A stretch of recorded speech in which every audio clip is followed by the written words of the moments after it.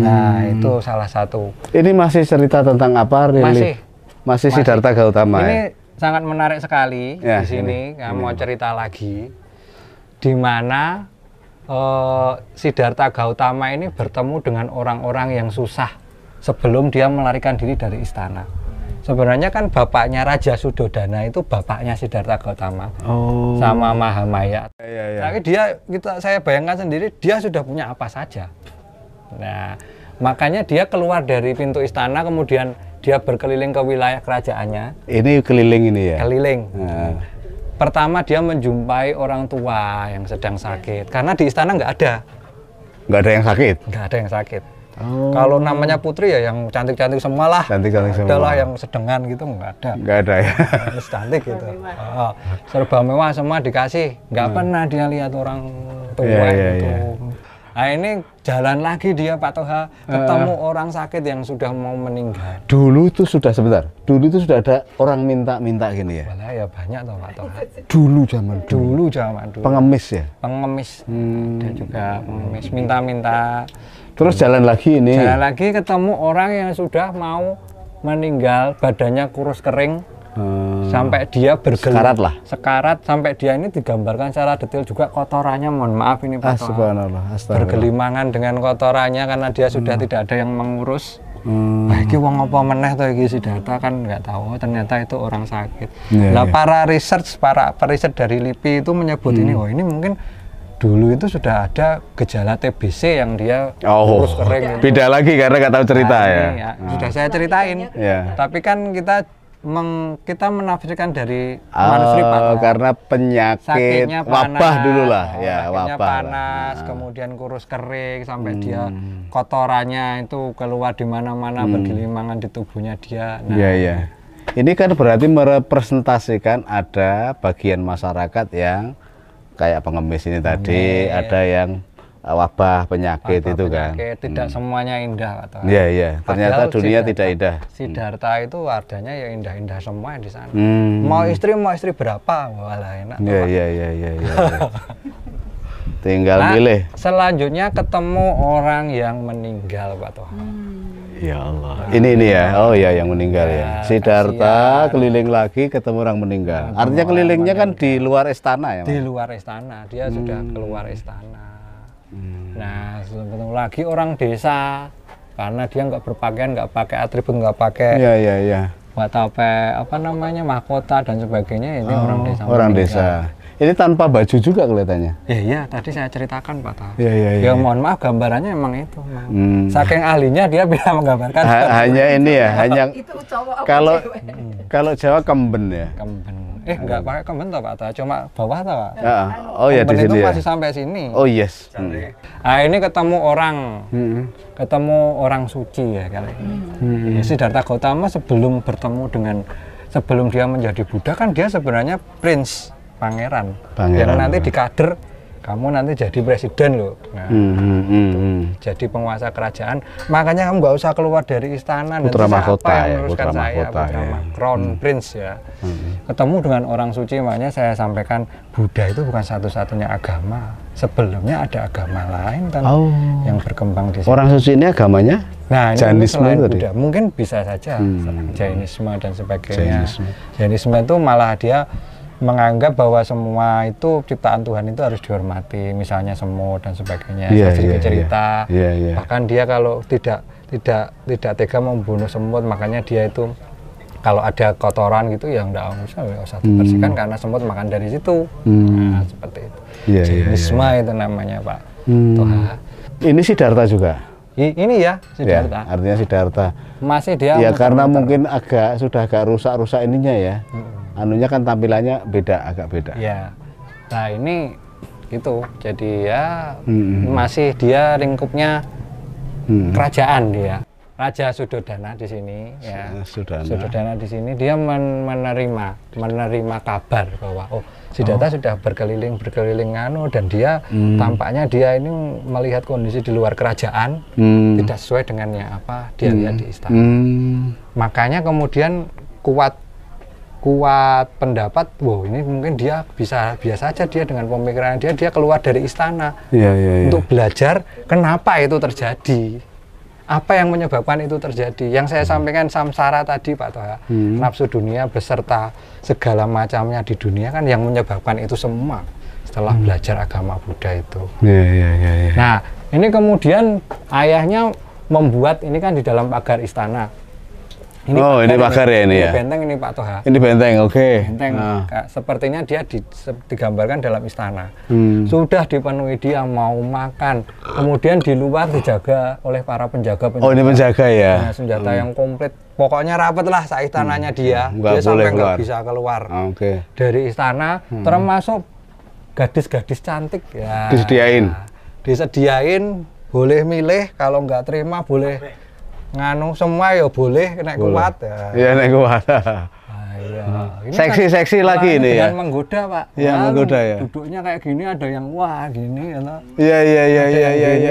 Iya ini penggoda semua ini. Penggoda semua itu juga malah apa ini goda ini malah. Iya. Terlentang gitu ya toh gini. Iya.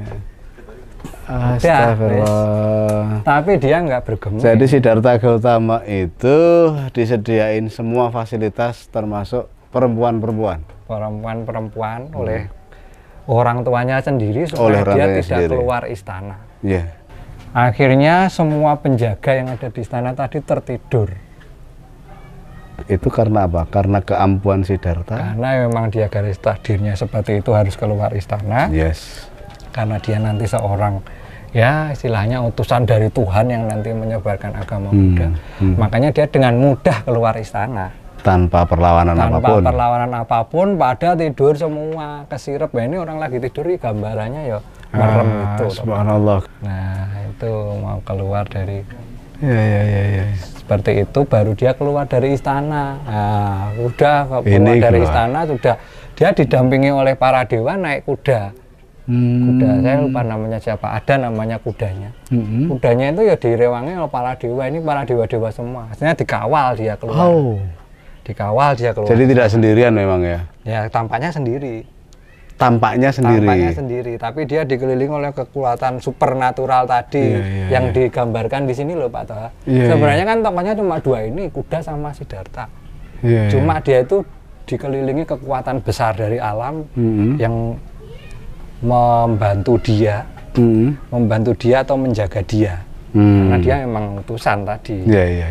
Utusan. Nah ini sudah sampai dengan hutan, sampai di hutan kudanya pamitan ya, kudanya aja nanti mau kembali Pak Tuhan. Ini kudanya pamitan.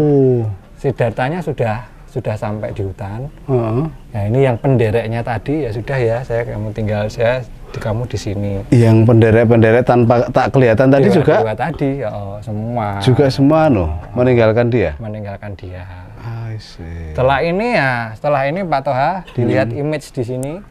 Nah ini sudah karena kalau bangsawan itu Pak Toha ya, itu kan rambutnya panjang toh Pak Toha, digelung jadi kasih mahkota gitu. Nah setelah dia bertekad menjadi orang yang memang tujuannya memang mengabdikan diri nanti kepada Tuhan pencipta. Digundul ya? Iya, itu pakai pedang loh. Pedang ini mencukur dengan pedang. Coba zoom ini. Mencukur dengan pedang, makanya gundul ya, kalau biksu atau bantai itu gundul. Makanya biksu-biksu itu sekarang ya istilahnya itba atau mencontoh Buddha. Nah iya karena gundul-gundul semua itu ya. Nah ini ya reliefnya ini. Ini jamuan makan, ini Siddhartha masih di dalam. Ini lain ceritanya. Lain cerita. Ini saya mau menunjukkan kalau dulu ada, sekarang ini juga ada nasi tumpeng, lauk pauk dan sebagainya ini. Nah, zaman dulu juga ada. Sekul paripurna itu. Ini kan gambaran ini kan wadahnya, ini ikan, nasi. Ini Pak, ini ikan. Ini nggak tahu ini apa, tahu tapi nggak tahu ini. Nah ini nasinya gitu. Ini nasinya. Jamuan para pejabat zaman dulu itu. Iya. Sudah kembulan gitu ya? Kembulan Pak. Nah kita naik. Kenapa tangga candi tinggi yang kita lewati tadi berarti ya? Itu kan tinggi toh. Iya. Nah ada orang, tinggi banget itu berarti wong dulu memang ukurannya gede-gede. Pas seperti itu kurang tepat juga. Karena orangnya sekitar kita ini Pak Toha masih sama, nggak berubah. Iya, iya. Cuma candi itu kan bangunan sakral, bangunan suci. Jadi memang tangganya dibuat tinggi. Karena kita nggak boleh kan masuk candi itu sebenarnya nggak boleh seperti ini Pak, ngadep ke atas. Dia harus jalannya seperti ini. Nyamping terus. Nyamping ya. Nggak boleh juga membelakangi.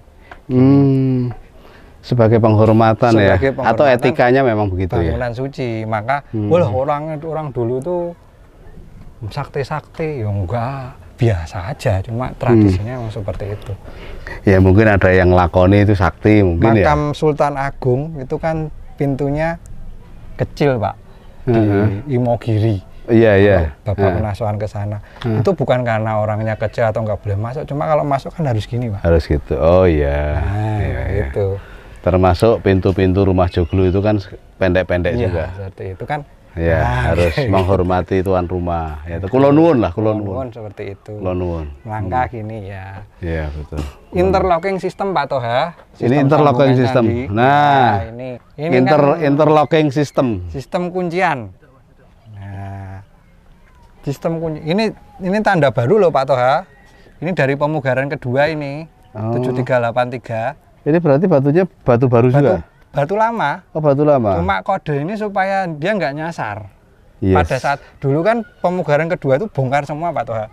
Satu persatu dicopot. Yang tahun 73 atau 75 itu? 7383 pemerintah Indonesia bekerja sama dengan UNESCO memugar Candi Borobudur. Nah, sedikit cerita, pemugaran itu adalah pemugaran cagar budaya terbesar di dunia yang melibatkan multinasional. Semua orang masuk ke situ setelah Abu Simbel yang ada di Mesir, Egypt itu. Ini lockingnya di mana nih? Ini Pak, nah ini kebanyakan sudah pada pecah Pak, karena 1200 tahun tadi. Nah, sehingga memang kita perkuat bukan di interlockingnya, sekarang sistem struktur modernnya ada di bawah lantai ini Pak. Ada konkrit atau beton setebal 60 cm Pak, sebagai sabuk mengelilingi candi itu. Sehingga kayak sekarang kalau pondasinya gitu ya? Pondasinya, cuma dia melayang, dia nggak ada yang ke bawah, cuma dia nyelayang aja. Ya, untuk mencakar yang apa istilahnya, mempertahankan candi. Candi itu kan sebenarnya beratnya horizontal Pak, tumpuannya horizontal, jadi dia itu kadang-kadang turun. Iya, jadi kalau terkena itu beratnya akan ke samping semua, samping-samping gitu. Samping-samping, makanya dia disabui pakai konkrit tadi. Nah, ini sambungan asli ini menunjukkan dulu nenek moyang kita pakainya kuncian ekor burung, jadi kayak pasal. Manakala ini diambil ya ini bisa batu bisa kemana-mana. Tapi kalau dikunci misalnya ini ya Pak ya, taruh sini batunya seperti ini kan kunci. Dan dia tidak getas, artinya dia tidak, strukturnya tidak masif atau tidak mati. Artinya dia bisa goyang kemana-mana kan nggak apa-apa. Artinya daya gempa dan terhadap gempanya, daya tahan gempanya lebih baik lah.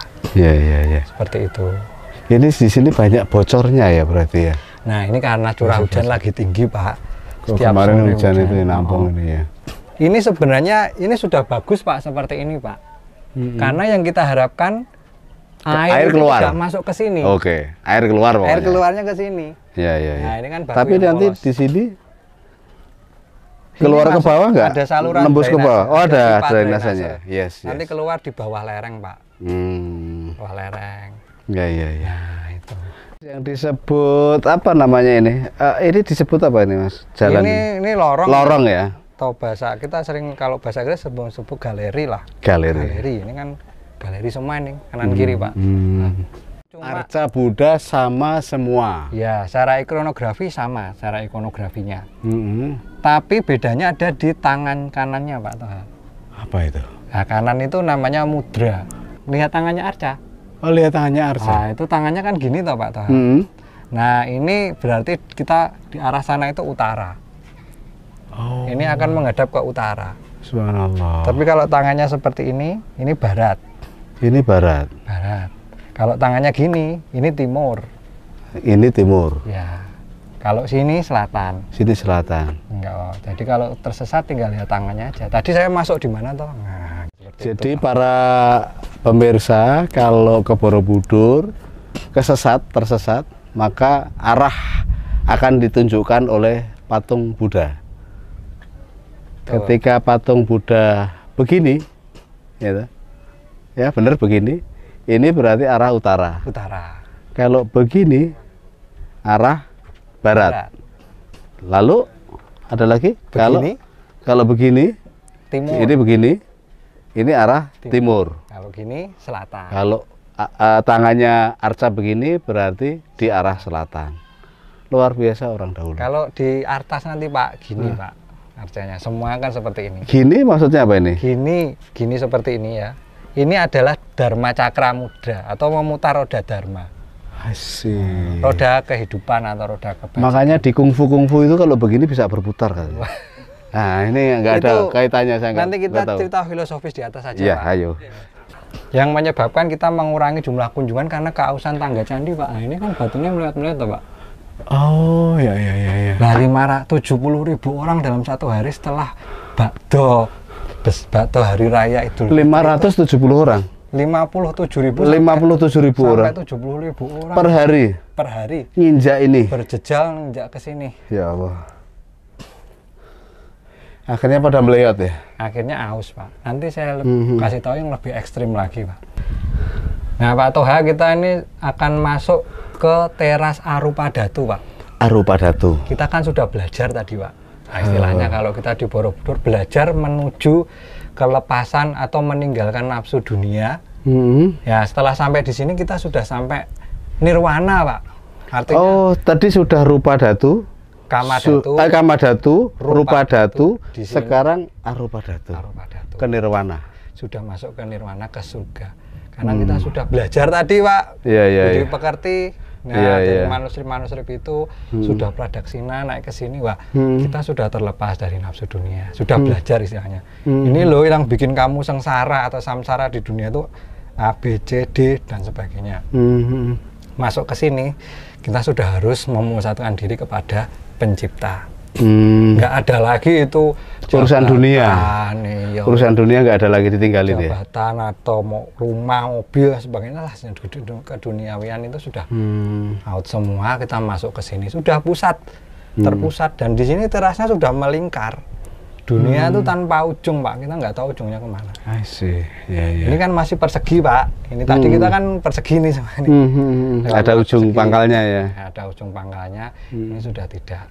Sudah tidak, kita sudah meninggalkan nafsu dunia. Ini ada filosofi dari Dasa Bhumika Sutra. Apa itu? Yang diambil dari manuskrip Buddha. Artinya 10 tingkatan atau 10 tahapan untuk mencapai kelepasan dari samsara. Kita di tingkat 6, ini kita naik ke tingkat 7, 8, 9, 10. Kan 10 Pak, sampai di stupa yang Indo. 10 langkah menuju. Ini tingkat ke 6. Ini kita dari 6 menuju ke 7. 6 ke 7. Itu sudah Arupa Datu ya? Sudah masuk ke Arupa Datu. Ini masih Rupa Datu Pak di situ. Ini Rupa Datu. Kita ini di perbatasan nih Pak. Di perbatasan ya. Alam dunia. Jadi pengalaman hidup tadi sudah diceritakan Siddhartha, ketemu orang miskin, ketemu orang sakit, ketemu kiai ya. Sampai dengan binatang yang mengajarkan budi pekerti tadi itu semua ajaran hidup Pak. Nah, ajaran hidup. Kita harus meninggalkan itu semua manakala kita sudah terpusat ke Tuhan semua. Sudah tinggalkan saja seperti itu. Karena ini kan urusan dunia. Kalau sudah di sini sudah beribadah, ya sudah kita terlepas. Sudah nggak mikir macam-macam kecuali beribadah kepada Tuhan. Seperti halnya para rohaniawan itu sudah meninggalkan dunia. Nah, di sini kita akan melihat kreasi dari arsitek kita yang ada di belakang kita Pak. Stupa berlubang berbentuk belah ketupat dan berbentuk persegi. Ini cuma ada di Indonesia Pak. Tidak ada di lain negara lain. Karena di India itu stupanya nggak kayak gini Pak. Makanya Provinsi Jawa Tengah itu lambangnya stupa. Polda Jawa Tengah ya lambangnya stupa. Karena memang ini tipikal di Borobudur. Khas arsitek kita. Nah, arsitek kita itu kan dulu orang-orang kita itu kan punya sifat aktif, selektif, kreatif, Pak. 3 ini. Aktif, selektif, kreatif. Ya, ini adalah bagian dari kita belajar antropologi tentang manusia. Manusia Indonesia itu punya 3 sifat ini, Pak. Aktif. Dengan pengaruh yang baru dia aktif, menerima, aktif. Ya, Hindu masuk aktif, kita belajar Hindu. Yeah, Buddha yeah. masuk, kita belajar Buddha. Yeah. Islam sampai dengan Islam, Nasrani, Nasrani dan sebagainya, kita aktif mengikuti itu. Kita terima. Selektif, yang kedua, ya unsur yang sesuai dengan budaya kita, yang sesuai dengan tanah kita, sesuai dengan Nusantara, kita terima. Tapi yang enggak ya udah nanti belakangan lah. Tapi enggak merubah pakem ini Pak, tentunya. Kreatif, mengembangkan. Kreatif ini kan bentuk kreatif itu Pak. Nah, stupa di India itu terdiri dari anatomi-anatomi yang sudah ditentukan. Lah kok begitu sampai di Indonesia jadinya kayak gini. Ya kan, sebenarnya udah ada speknya ya di India ini. Sudah ada speknya Pak. Tapi kita kembangkan sesuai dengan bagian stupa itu apa. Ternyata kok di Indonesia jadi seperti itu Pak. Orang kita kreatif, sangat kreatif Pak. Contohnya yang sekarang film Avenger itu belum ada di bioskop, di lapak-lapak orang jual VCD itu sudah terbit juga, sudah bisa kita tonton. Nah, kreatif juga itu di situ. Itu bajak nggak kreatif ya. Nah, kalau saya bawa motor ke bengkel itu Pak, kalau di Indonesia itu sering ditanyain, Mas dandani po diganti. Nah, biasanya seperti itu ya toh. Kreatifnya didandani itu kalau di luar negeri ya harus diganti, udah nggak bisa diganti kok. Mas ini dandani wae Mas. Nah, lebih kreatif lagi sebenarnya sudah standar diganti apa-apanya gitu kan. Jadi nggak standar itu kan. Dimodif lah, dimodif. Ban yang sebesar ini jadi kecil gitu. Ini ya jalan juga motor. Jalan, tapi nggak enak ya. Nah, itu juga. Kekreatifan itu. Kreatif bangsa kita dan ini luar biasa. Menjadikan kita sebuah negara adidaya di abad 8 sampai 10 Masehi.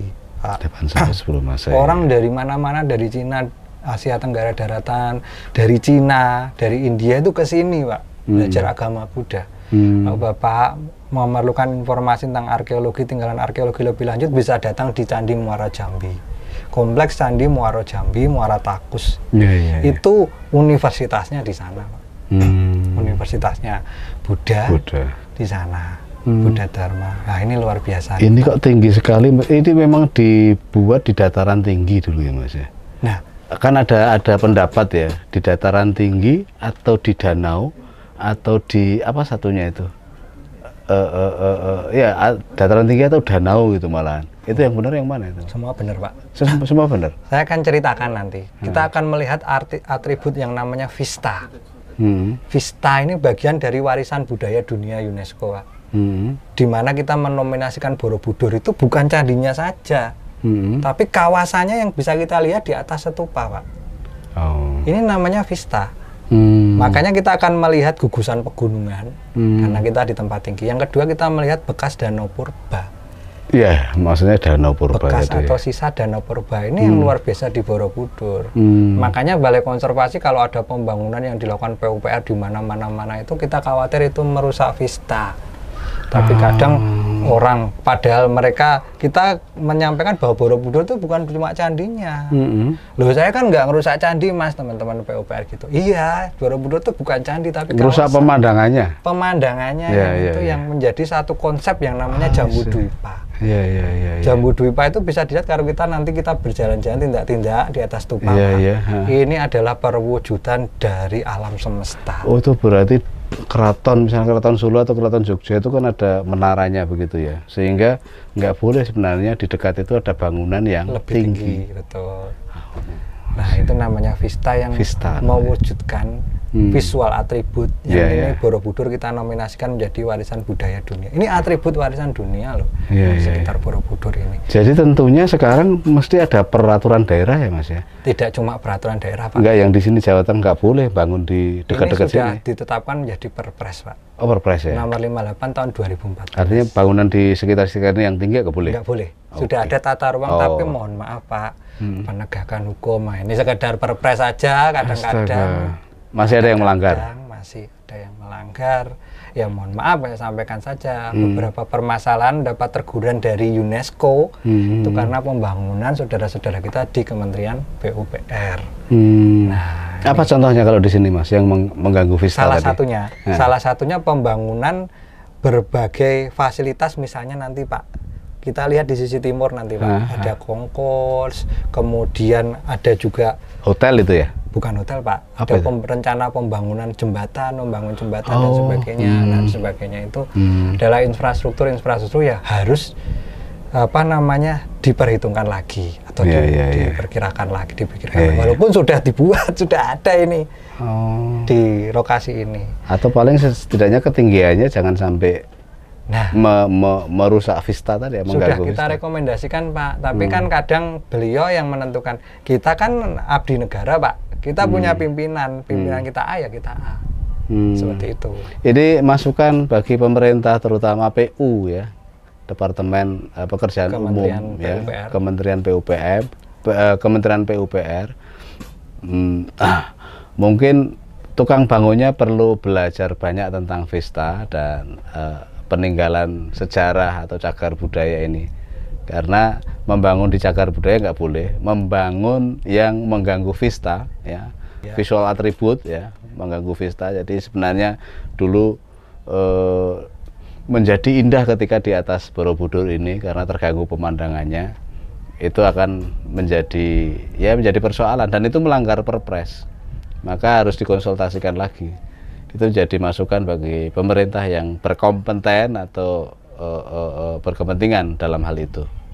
Itu Mas, kita sampaikan supaya juga ada ininya. Kita harus dan penegakan hukumnya itu yang law enforcement itu yang itu apa sanksinya kan juga. Betul Pak. Perpres ya. Karena tidak ada Bapak sudah menyampaikan yang benar. Nah ini saya sebut ini penegakan hukum seperti apa.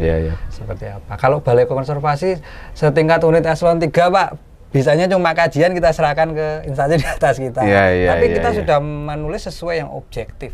Belakangan Balai Konservasi dianggap sebagai penghambat. Ayo kita lihat. Ini bekas permen karet. Permen karet semua Pak. Jadi dibuang di sini. Ada 3074 noda permen karet di candi ini Pak. Itu selama setahun? Selama pada saat Borobudur dibuka untuk wisata sampai dengan 2014. 3000, dan ini noda ini sudah dihilangkan Pak. Mohon maaf ini. Ya ampun. Seperti itu Pak. Bisa di zoom ini. Bisa di zoom ya. Para pengunjung Borobudur, ini bekas permen karet yang dibuang sembarangan.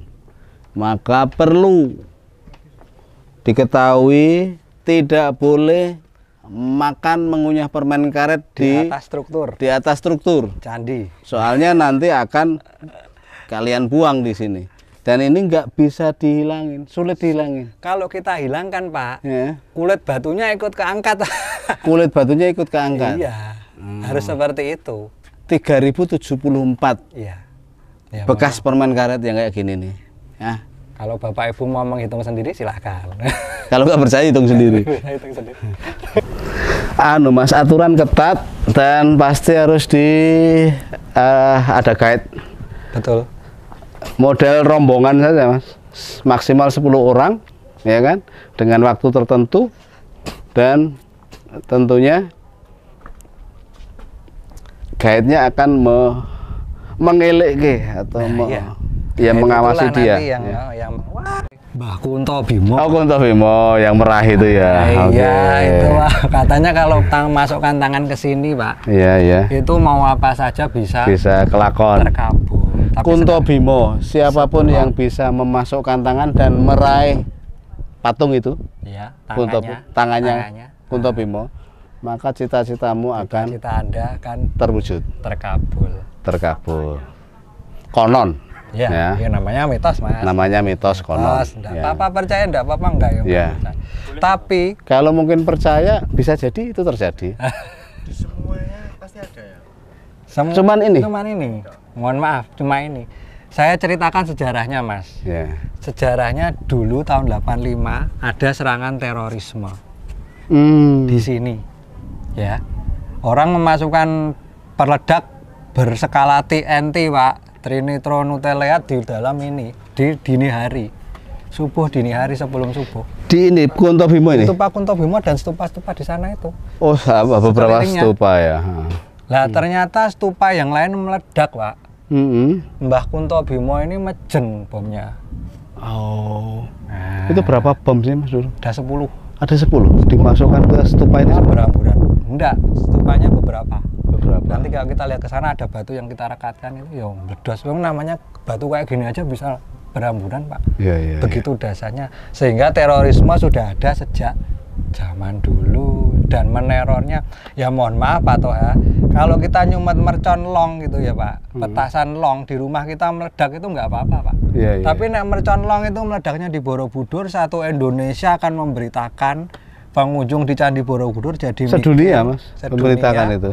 Nah akhirnya Atas pariwisata jadi menurun. Nah saya kembali ke Mbah Kunto Bimo Pak. Mbah Kunto Bimo ini. Sebelum kita melarang di sekitar tahun 2012, 2010 ke sini kan kita ada melarang orang naik masukkan tangan ke stupa. Yeah. Bahkan duduk di sini pun Nggak dilarang. boleh. Dilarang Pak. Dilarang. Dulu tuh sampai menek-menek gini berarti kan? Menek sampai ke atas ini Pak. Astaga. Iya, iya, iya, iya. Ini seperti itu akan merusak candi. 1 orang, 2 orang, 1000 orang nggak apa-apa Pak. Nah ini pas hari raya Idul Fitri itu 70.000 orang itu menek semua, yang terjadi seperti ini Pak.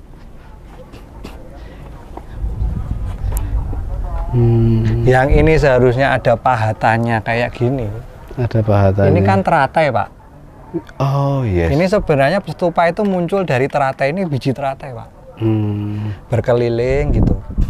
Dan di sini orang naik ribuan orang ke sini jadi hilang reliefnya. Coba Anda lihat. Reliefnya hilang. Gara-gara Mbah Kunto Bimo tadi orang naik. Iya, iya, iya.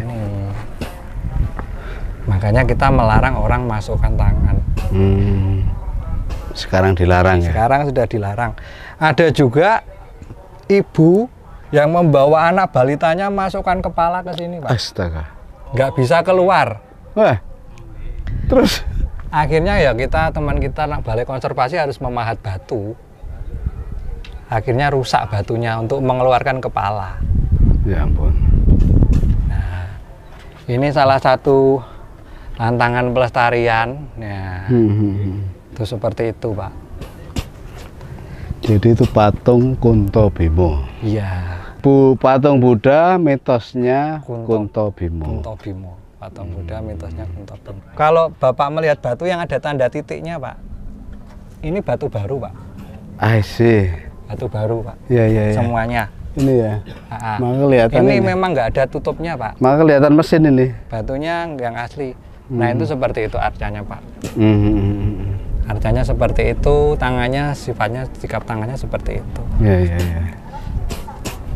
Ini tangannya gimana gini? Iya tadi, Pak. Sini loh, Pak. Oh ya Allah. Tadi seperti itu. Putaran dunia tadi ya. Dharma, mutar roda dharma, Pak. Mutar roda dharma. Bisa diginikan mutar roda dharma. Nah, ini kan dengan atas kan berbeda. Kalau di atas kan kotak-kotak. Kalau ini kan apa? Nah, belimbing-belimbing ya. Pak Toha ini sangat sensitif sekali, Pak. Ya. Pak Toha ini menurut saya sangat sensitif karena Bapak sudah mengenali hal-hal yang istilahnya yang unik di Candi Borobudur. Ya. Sudah sama-sama sudah masuk alam surga, Pak. Nah, sudah masuk surga, Pak Toha. Ini surga ini sudah Ini nirwana. sudah nirwana. Ya. Cuma di surga itu ada tingkatannya, Pak Toha. Oh. Nah iya, kok di sini kita di agama kita, mohon maaf, agama Islam kan surga itu kan ada berapa lapis, Pak Toha. Ya alhamdulillah kalau masuk surga, kalau enggak, nah bentuk ini Pak Toha ini filosofisnya kan dia kan bentuknya diamond shape ya Pak Toha ya. Belah ketupat. Iya, iya, iya. Belah ketupat itu kan kalau perumpamaan ini jiwa kita. Ini kan masih bisa jatuh kanan kiri Pak Toha. Tapi kalau sudah di atas, paling atas itu kan persegi Pak Toha. Mau jatuh kemana? Yes. Nah, tingkatan iman itu ya mohon maaf tentu berbeda tiap-tiap orang. Jadi surga paling bawah ini, ya, termasuk surga paling bawah ya, tingkat pertama lah, bukan paling bawah.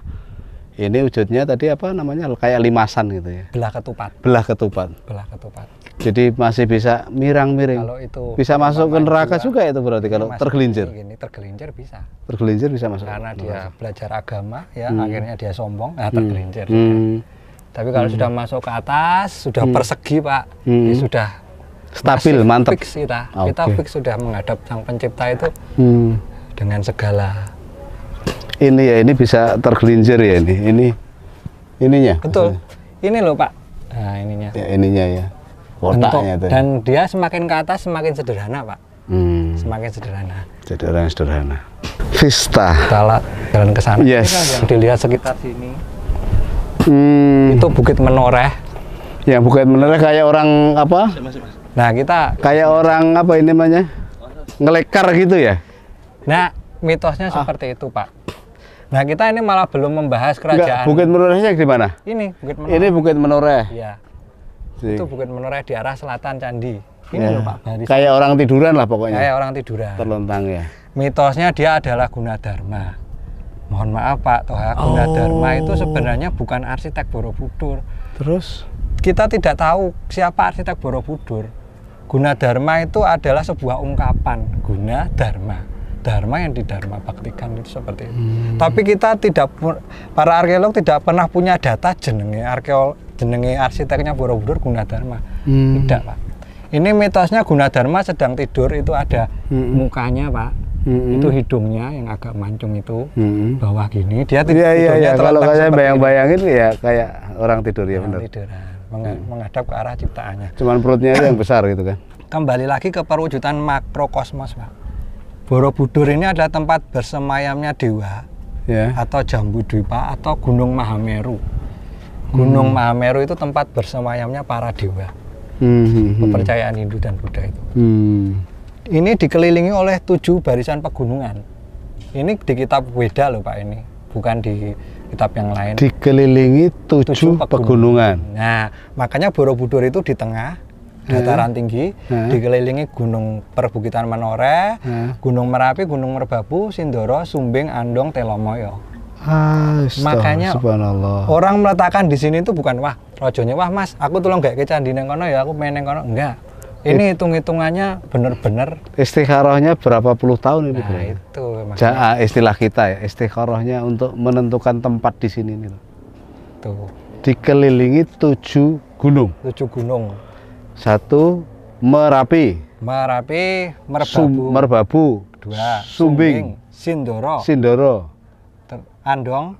Andong itu mana? Andong itu ke arah sana juga Pak. Terus? Andong, Telomoyo itu gunung di mana itu? Ya sekitar Borobudur juga. Borobudur juga. Kabupaten ini. Oke, terus? Kabupaten Temanggung. Okay. Kemudian perbukitan Menoreh. Perbukitan Menoreh ini ya? Ini benar-benar diperhitungkan. Di tengah-tengah. Nah, perwujudan lautan. Lautan yang isinya adalah air abadi yang namanya amerta dalam konsep makrokosmos itu diwujudkan dalam bentuk danau purba. Ya. Jangan salah, dulu di sini ada yang namanya danau purba. Tapi jangan dibayangkan kayak Telaga Sarangan, kayak Danau Toba itu Pak Toha. Mohon maaf, danaunya sudah menjadi rawa-rawa. Ya bisa dinaikin sampang, cuma nggak selebar itu. Nah, inilah yang menjadi pewujudan dari air yang melambangkan air keabadian. Sehingga ini sudah sangat matang. Borobudur di sini perhitungan religinya, perhitungan demografi, geografinya matang. Matang sekali. Dan ini sudah diletakkan di atas bukit. Di mana kita bisa melihat vista tadi. Manakala vista itu rusak, lihatlah Pak Toha. Ada menara BTS dari sini. Iya. Ini vistanya. Nah, ini juga mohon maaf, ini kalau menurut saya juga merusak jalan di depan ini. Karena itu harusnya hijau. Akhirnya dibuat seperti itu, dibikin lebar dan sebagainya. Ini juga kalau menurut kita secara pelestarian, nah ini kurang sesuai. Karena atribut Borobudur itu ya gunung-gunung itu. Jangan sampai ini mengganggu pandangan. Misalnya ke sini pun harus jalan setapak rerumputan ya. Jalan yang tidak begitu besar dan tertutup hijau-hijauan. Nah, ini kan sudah vista itu kan kelihatan Pak, ini Pak, kelilingnya. Gunung. Tahu-tahu ada menara BTS. Oh, yang ini ya? Iya. Lihat itu menara BTS, atau mungkin karena itu tempat yang tinggi ya? Enggak sebenarnya Pak. Enggak tinggi juga ya? Rendah. Ini yang dikritik Pangeran Charles. Yang Concorde tadi mana itu? Concorde ini Pak. Nah, ini Concorde. Lurus ini. Ini ya? Nah, ini namanya Concorde Pak. Ini namanya Vista. Ini Pak yang kita lihat di atas monumen ini. Iya. Jangan sampai. Tapi kalau rumah-rumah nggak apa-apa ya? Jangan sampai. Lah, ini juga masalah juga Pak. Karena kadang Perpres 58 itu tidak punya tadi yang Bapak sampaikan, konsekuensi hukumnya itu. Konsekuensi hukumnya.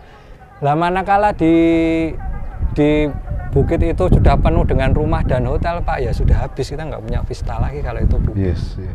Ini stupa. Berapa stupa tadi, Mas? 72, Pak. 72. Nah, ini pakemnya stupa itu sesuai di India, Pak. Cuma pada saat di Indonesia kok malah dibikin bolong-bolong gini. Nah, ini arsitek kita. Tapi seharusnya di India enggak ya? enggak. Makanya loh, saya membuat bolong kan tidak menyalahi pakem. Nah, ini yang maksudnya interlock itu tadi. Ya, termasuk itu salah satunya, mengunci, Pak. mengunci ya. Ceret-ceret mengunci. Jadi ini di stupa. sini. Tapi ini ngunci sini. Mengunci sebelah. Ini sih. Dan itu kemudian dikunci ditutupnya itu, Pak. Nah, kalau anatomi stupa dari bawah ini apa namanya lape, kemudian padmasana. Padma ini kan seperti bentuk bunga daun teratai, Pak. Nah, ini teratainya. Padma itu teratai, Pak. Yes. Di atas ini ada anda atau ganta, bentuknya seperti lonceng itu. Di atas ada harmika, paling atas yasti. Coba disebutkan. Paling atas Yasti, harmika, anda, padmasana, kemudian lape. lape. Ya. Padmasana itu teratai. Padmasana itu teratai. Ya. Karena semua yang suci itu mesti alasnya teratai. Semua yang suci, yang khususnya disucikan di agama alasnya Buddha, teratai. Makanya Buddha jalan itu ya bawahnya ada teratai. Oh, Suci. Nah, ini Nah, Dewi Kuanim itu bodhisatwa, Pak. Iya, iya. Kalau di Buddha itu bodhisatwa. Hmm. Nah, ini kan sebenarnya arsitek kita kan nggak menyalahi pakem, cuma kreatif saja dia, pinter aja dia. Oke, sekarang terakhir fungsi stupa terbesar ini, Mas. Ini apa? Gambaran apa? Anunya apa? Stupa induk ini adalah stupa induk atau pusat dari Candi Borobudur, Pak Toha. Pusat dari Candi Borobudur. Ya. Oke. Semakin tinggi tingkatan, dia akan semakin sederhana. Semakin tinggi akan semakin sederhana. Sederhananya di mana ini? Nah, ini motifnya kan nggak ada motif lagi. Sudah polos saja. Ada Polos ruang saja. nggak ada ruang tapi nggak ada. Ada bentuk. 1-2 relief itu? Ya, apa itu hanya dekoratif saja, Pak. Dekoratif ya? Dekoratif. Nah, ini kayak untayan kalau kita roncian bunga itu loh. Ya, ya, Ratanya ya. mungkin seperti itu. Ya, ya, ya, ya. Seperti ini kondisinya ada ruang di dalam, Pak Toha. Ada ruang? Ada ruang. 1,5 kali 1,5 tingginya sekitar 1 sampai 2 meter mungkin. Tapi tidak ada isinya. Kosong, tidak ada jalan masuk ke sana. Tidak ada jalan masuk, tapi ada ruang. Ada ruangnya. Berkembang isu kalau yang di dalam sini adalah namanya unfinished Buddha. Buddha yang belum selesai, Buddha yang pahatannya rusak. Itu kita simpan di Museum Borobudur. Tapi para arkeolog juga mendebat. Lalu di bawah aja arcanya sangat halus, arcanya sempurna, kok di atas malah Buddha yang rusak. Oh. Di atasnya. Ya, ya. Belum nirwana aja. Nah, itu. Arcanya halus ya. Tapi sebenarnya secara filosofis sebenarnya bisa masuk juga, Pak Toha. Karena di dalam semua kesempurnaan di dunia ada ketidaksempurnaan. Benar tidak kalau seperti itu? Semua yang sempurna di dunia itu pasti ada tidak sempurnanya. Itu salah satu konsep di mana kita menjelaskan unfinished Buddha tadi. Setiap Kesempurnaan relatif di dunia, kesempurnaannya kan relatif iya. ya. Pasti ada ketidaksempurnaan. Itu sama juga ada yang saelele wong mesti ana apike. Nah, saapi-apike wong mesti ana eleke. Itu, Pak.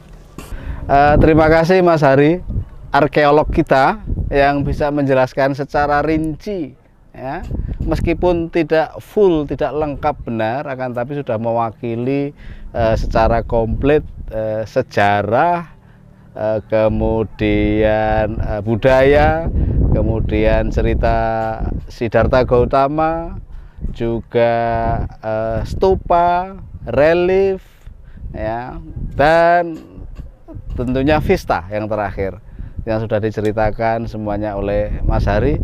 Semoga bermanfaat bagi para pemirsa dan menjadi alat informasi, edukasi, bisa menginspirasi kepada kita sekalian untuk sekali lagi melestarikan budaya kita, melestarikan benda-benda budaya kita, melestarikan cagar budaya kita.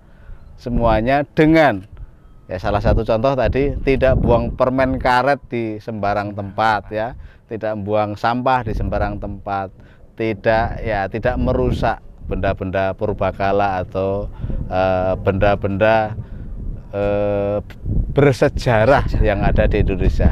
Istilahnya Borobudur itu adalah tidak hanya 7 keajaiban dunia, akan tapi yang lebih tepat, lebih penting adalah warisan budaya dunia. Warisan budaya dunia. Ini milik dunia. Ini milik Ya, dunia. tidak hanya milik Indonesia, tapi ini milik dunia.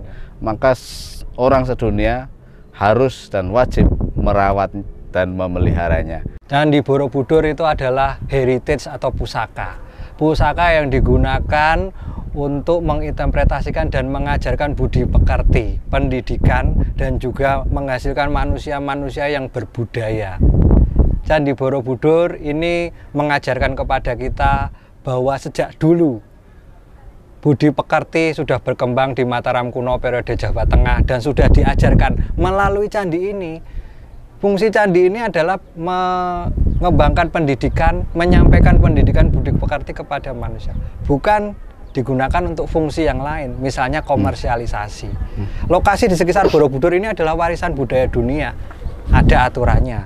Tentu itu harus kita taati.